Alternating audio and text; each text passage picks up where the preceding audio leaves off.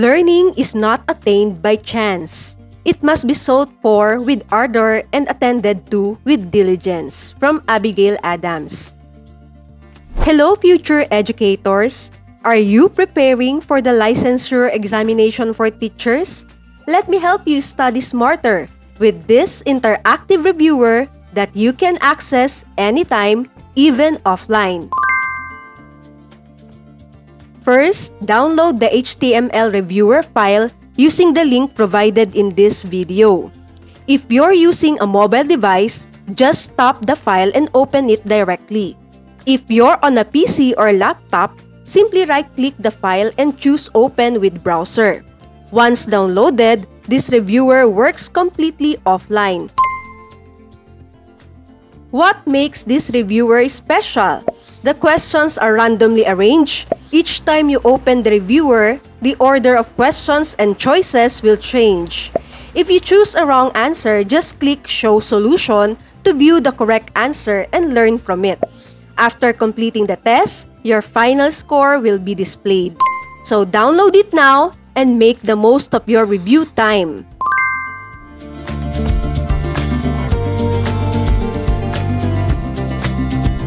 It is one of the most popular music forms in the Philippines, which has flourished in 1970s. Original Filipino music. It is a burial cloth used for indigenous leaders and rich people in the Cordilleras. Kadangyan cloth. It was a local theater form which originated from Spain and basically depicted how Christians resolved their conflict with the Muslims. Komedya. She is known as the mother of contemporary dance. Alice Reyes. It is a 16th century manuscript that contains ethno-linguistic groups who adorned body ornamentation and portrayed wearing of jewelry. Boxer Codex. It is also known as street art or spray can art. Graffiti art.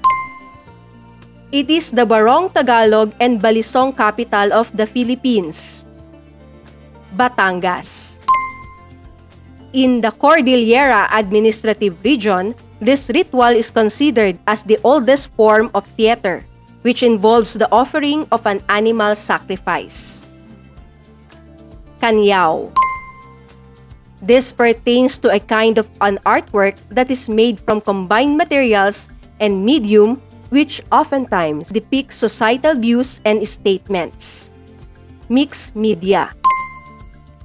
Labored with different art materials and elements, this visual art form exhibits interactive and engaging appeal which objectifies the artist's creative imagination.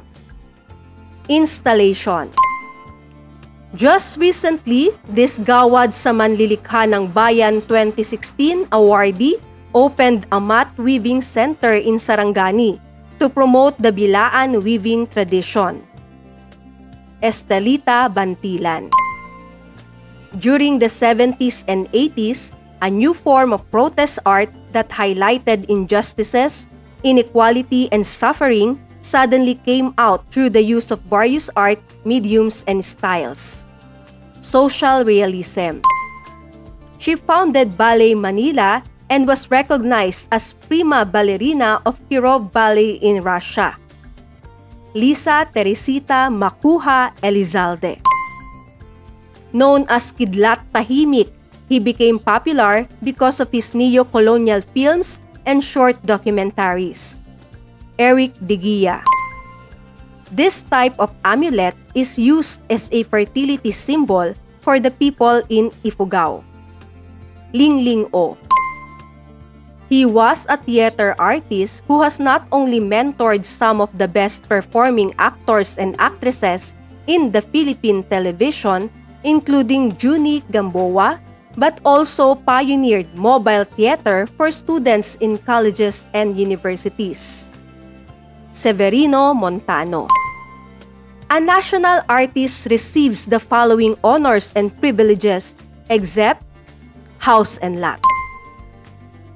These are artworks developed or created after World War II, contemporary arts. He is one of the most influential filmmakers in Philippine cinema because his films often reveal realities of Filipino suffering. Lino Broca. Made out of terracotta, this ancient form of art was discovered in Lipuon Point, Palawan, and used as a burial vessel during the New Stone Age. Manunggul jar.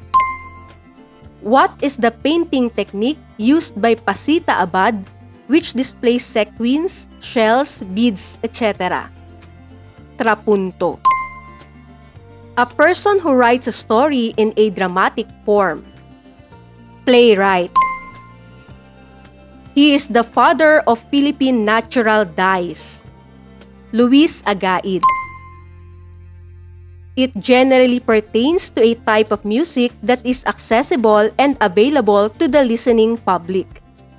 Popular music. He was the last musical triumvirate. Others were Nicanor Abelardo and Francisco Santiago, who escalated folk music by introducing innovations for tone scale. Antonio Molina. He pioneered modern architecture through his major works, Far Eastern University Administration and Science Buildings, Manila Polo Club, and Guzman Institute of Electronics. Pablo S. Antonio. Aside from his popular work Magpupukot, the works of this known visual artist are visible in most of the panels of the Manila City Hall. Carlos Botong Francisco. An annual festival in the province of Marinduque which is held during the celebration of the Holy Week. Moriones Festival. This technique is used in photography or filmmaking wherein the image is placed overlapping to a main subject design. Montage. The annual celebration in the city of Tagbilaran which commemorates the friendship of Datu Sikatuna and Miguel Lopez de Legazpi. Sandugo Festival. He was a cultural icon of blockbuster movies who was not only an actor but also a director. Ronald Allan Poe. He is a Gamaba awardee who is known for making durable hats or salakot out from upo or gourd. Teofilo Garcia. A type of art that uses environmental approaches to any ecological motivated works. Environment art. It is referred to as a land where the mountains meet the sea. Antique. It was a kind of art performed by Sam Penaso in celebration of Earth Hour at Manila Doctors Hospital in 2015. Performance art. How do you call the element of art which pertains to the main focus of an art piece? Subject matter. It is a basic element of drama that focuses on the arrangement of events which starts from beginning to the end. Plot. Agawad sa Manlilikha ng Bayan awardee embodies the following criteria, except popularize an art piece. A set of concepts that persuades audiences' attention to the main elements of cinema experience. Typology. This contemporary style of dancing is performed with dance styles such as popping and breaking. Hip-hop. It is the oldest artistic expression in the Philippines which can be found in some of the oldest caves of Rizal Province. Petroglyphs. These are decors that are made out of glutinous rice and popularly used every month of May in Quezon for the celebration of the Feast of San Isidro Labrador. Keeping. These art forms do not usually conform to traditional visual arts, but definitely adopt what is recently conceived as a form of art. Contemporary arts. It refers to the meaning of a song. Expression. It is a combination of visual and performing arts which often makes use of gestures, music, and dance. Theater.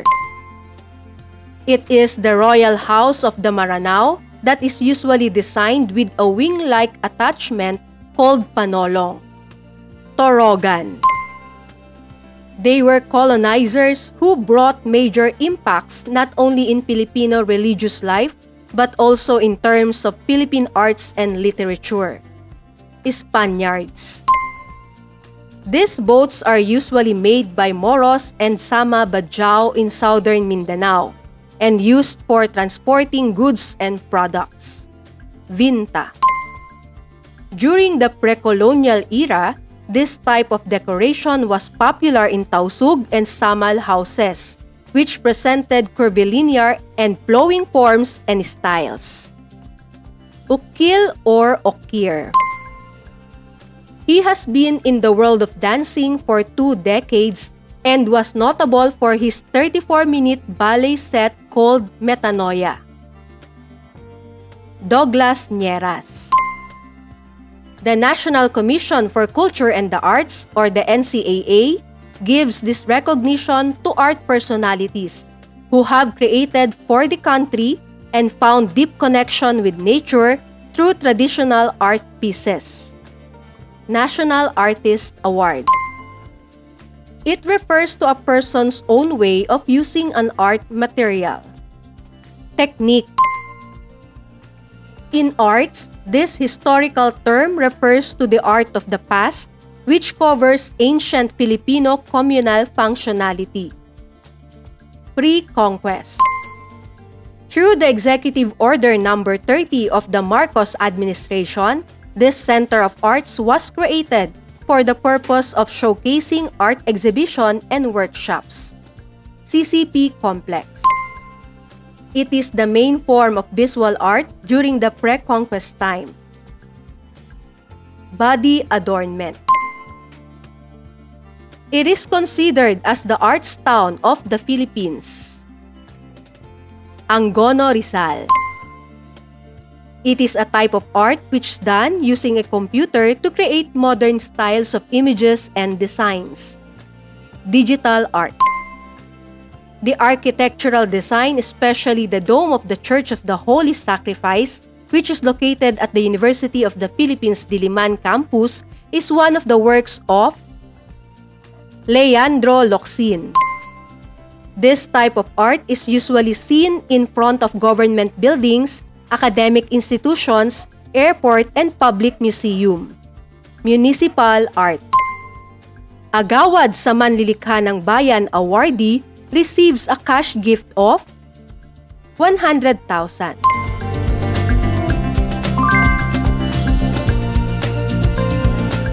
Enjoy learning, and remember, the future belongs to those who prepare for it today. From Malcolm X.